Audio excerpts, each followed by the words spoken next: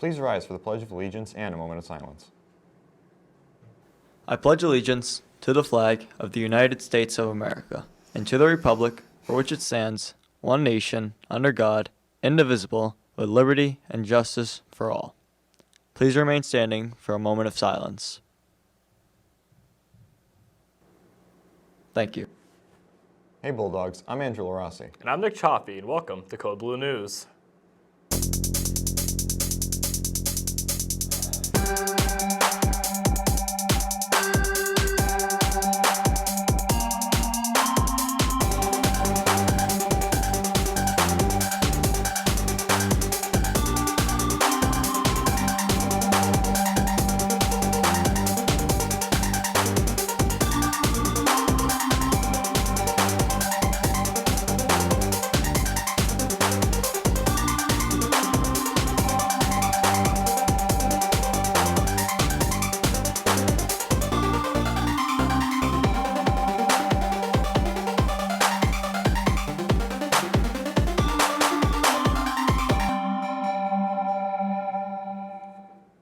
Attention middle school students. Tuesday Trivia is returning in October. Trivia will meet after school in the Media Center from 2:15 to 3. Come join us for this informal but challenging activity and test your knowledge on sports, government, entertainment, science, and just about anything else you can think of. Come as an individual or compete with friends as a team. For further information, log on to the Media Center website or see Mrs. Golden. Moving on to some state news, Governor Charlie Baker has declared a public health emergency and banned the sale of all vaping and e-cigarette products for 4 months. This is the largest move a state has made in regards to health concerns surrounding vaping. It will be very interesting to see where it goes from here. In national news, after a whistleblower leaked a possible illegal interaction between President Trump and the Ukrainian president, House Speaker Nancy Pelosi has declared that an impeachment proceeding will begin. We will continue to watch both of these stories to bring you more information. Switching gears, have you ever wondered why do-rags were previously banned in the school? Tori is here to fill us in on the story. I'm an expert, so I don't need any mirror or anything. I just kind of look up, make sure my line is straight like that. Pull it back a little bit. Now it's in line, boom. Throughout the years, the do-rag has become a symbol of cultural identity amongst people of color. It can be seen worn by Black youth, adults, YouTubers, and many celebrities. The history of the do-rag dates back to slave-era America, where it has been derived from the head wraps worn by poor African-American women slaves. However, do-rags have sparked a bit of controversy in many schools, which has led to the banning of do-rags being worn due to it being seen as gang-affiliated and simply unprofessional. This has caused many student walkouts. Fortunately, here at Holbrook Middle High School, the ban against do-rags has been removed from the student handbook, and here's why. So we formed a social justice committee and invited teachers to voluntarily join. Through that, many teachers came together, and it gave us an opportunity to talk about gender issues, sexual orientation, racial issues, ethnic issues, things that are coming up with the population of the school. Through those conversations, we then started having an examination of some of the handbook rules. The do-rags and bandanas were one of the items that were brought to attention, and to be quite honest, I had no idea why they were banned. Now, many students can happily wear their do-rags without a teacher telling them to take it off. This was Couture Nicholas reporting on do-rags. Back to you in the studio.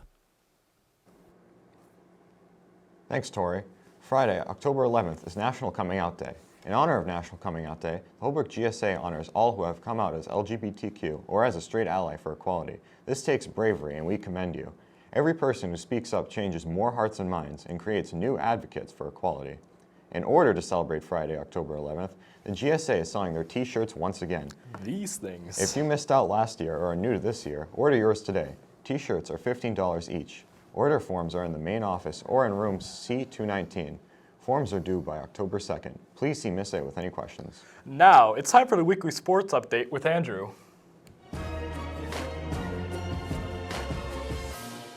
Welcome to This Week in Sports. Boys and girls cross country is currently 0-1. Their next meet is against Sacred Heart in Upper Cape. The boys soccer team is currently 1-4-1 after losing to Bishop Connolly 4-0. Their next game is today at home against Avon. Meanwhile, the girls soccer team is having a strong season. They're currently 8-1 after beating Bishop Connolly 7-2. Their next game is today at Avon. The volleyball team is 6-2 with their next matchup here at home against Fontbonne Academy. Finally, going into yesterday's game, the football team was 1-1. We'll go to the anchors and update how they did against Keith Tech. That was sports. Back to you in the studio. Thank you, Andrew. The football team dropped a tough game yesterday against Keith Tech 33-0, but they played hard. The next game is against Mystic Valley. Also, volleyball is now 7-2 after crushing past West Bridgewater. Speaking of sports, as it turns out, Antonio Brown didn't fit into the Patriot system. He was cut by the Pats, and it looks like he has quit the NFL and re-enrolled at Central Michigan for some reason. This will probably be outdated news in a week as well. Anyways, as most of you know, doing school reports can be difficult. They often involve doing a large amount of research and using multiple sources to support your findings. One website students like to use is Wikipedia. Teachers, however, usually don't let students use it because the website is considered unreliable. I decided to take a look at whether Wikipedia is a reliable source to use.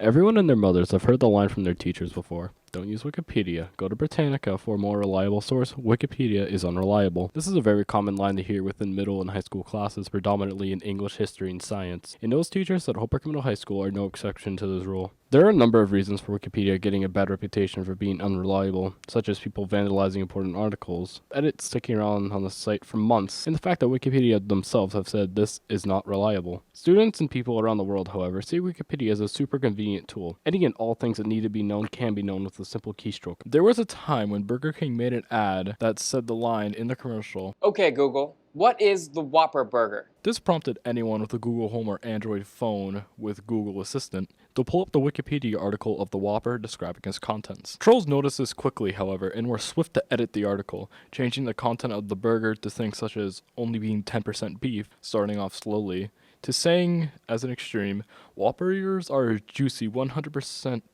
rat meat and toenail clippings hamburger product. This proves the ease of editing for anyone, that anything can be changed at any time, and for the convenience of Wikipedia, it can be taken as facts. For the good, however, a Stanford article and an article-based site named Life Science have done studies on Wikipedia. Wikipedia, according to Life Science, of 42 articles, only 4 had severe errors, and this rate applied to a study of Britannica as well. The Stanford paper also mentioned specific percentages, saying that 88% of featured articles are of high quality. Please keep in mind that this is a low value, however, as only 0.01% of all articles are featured in the 5.9 million that exist right now. Of all articles, however, 74% of all the articles are high quality, 1% are very low quality with vandalization, edit errors, etc., and the other 25% are average, mid-range articles. Regardless of it all, people around the world will use Wikipedia for anything. It will be a debatable topic for many years to come. It all just depends who you side with. This was Nick Chaffee with Code Blue News. Back to you in the studio. Thanks, Nick. A reminder to all high school students that orders for class shirts are due to your class advisors next Wednesday, October 2nd. Seniors, make sure to check your Google Classroom for 2 important surveys. Recently, there have been many developments with the issue of climate change. Vin is here to tell us the latest on the story. You have stolen my dreams and my childhood with your empty words, and yet I'm one of the lucky ones. People are suffering, people are dying, entire ecosystems are collapsing. We are in the beginning of a mass extinction, and all you can talk about is money and fairy tales of eternal economic growth. How dare you!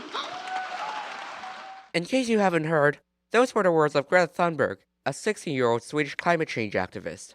Climate change is a very hot topic currently, no pun intended, and activists around the globe have been voicing their concerns and demands about climate change.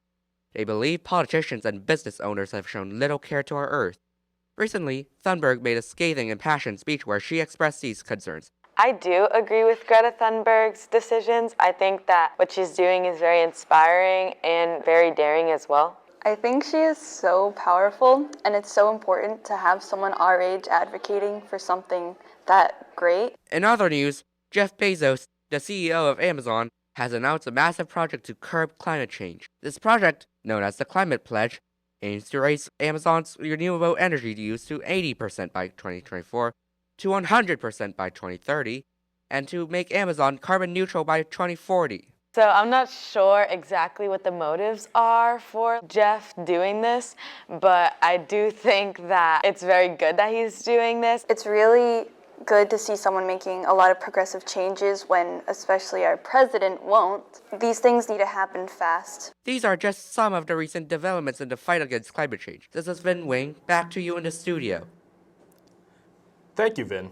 Youth Prevention Week is being held October 7th through 11th. All students in grades 6 through 12 are welcome and encouraged to attend the events, which will be held in locations throughout our town. This program is called Breaking Roadblocks and is being hosted by Holbrook Cares through a grant from the Greater Boston Health Alliance. There will be 5 days of speakers, activities, and events to support our youth. Students, families, coaches, and teachers and community members are invited and encouraged to attend. There will be prizes and raffles at each event. Lastly, today we wrap up Start With Hello Week. Remember, see someone alone, reach out and help, and just start with hello. It is that simple. That's it for this week's show. I'm Angelo Rossi. And I'm Mick Chaffee. See you next Friday.